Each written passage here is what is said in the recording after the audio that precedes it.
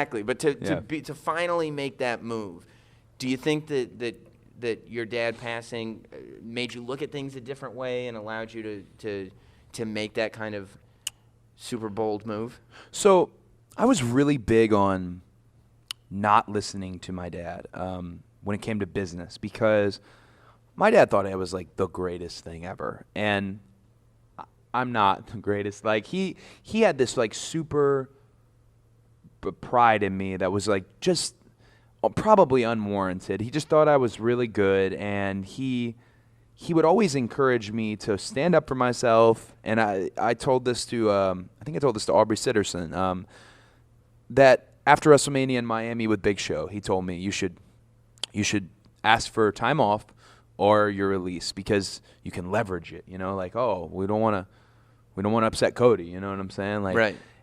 And that type of business move didn't. At the time, I didn't want to take his advice. Actually, Hunter was always big on, like, you know, your dad's too close to this. Don't just let him be your sounding board. And that is actually good advice, because I would talk to. He's going to be here tonight. I talked to guys like Ric Flair. I talked to, you know, the agents, the producers, Road Dogg, Arn Anderson, guys like that, and get their feedback, because their business. They're looking at it from a business. He was looking at it from a father standpoint.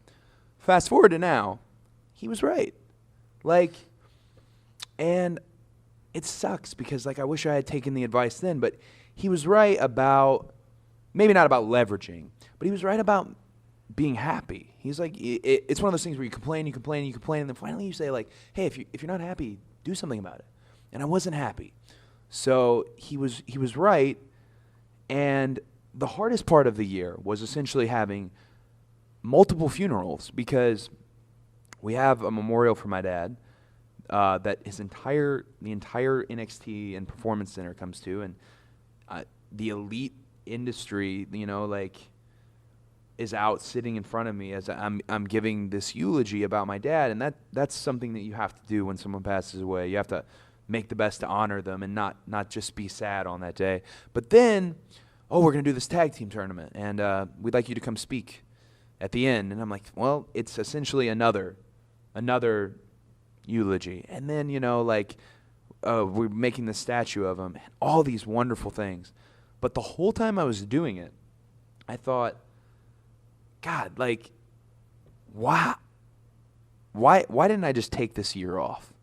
You know what I'm saying? Why didn't I just, because it wouldn't have been fair to come back and be Cody Rhodes, because that's the cheapest cop-out, just, I'm going to do it for Dusty. That's just horseshit. Like, that would have been, my dad would have hated that. So I didn't want to do that, because I would have hated it too. But then I also didn't want to be Stardust, but I had to, like, kind of defend my position on Stardust, and I got lucky because I got roped into the thing with Stephen Amell. But that was, like, looking at it now, in short, almost everything my dad told me that I never listened to was right. And he was right about needing to leave WWE, because it was kind of breaking my spirit. You don't ever want the place you work to break your spirit. You know? Right.